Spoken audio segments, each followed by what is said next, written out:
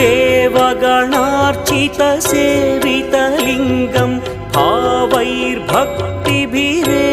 च लिङ्गं दिनकरकोटिप्रभाकरलिङ्गं तत्प्रणमामि सदा शिवलिङ्गम् अष्टदलोपरिवेष्टितलिङ्गं सर्वसमुद्भवकारणलिङ्गम् अष्टदरिद्र्यविनाशनलिङ्गं तत्प्रणमामि सदा शिवलिङ्गम् सुरगुरुसुरवरपूजितलिङ्गं सुरवनपुष्पसदार्चितलिङ्गम्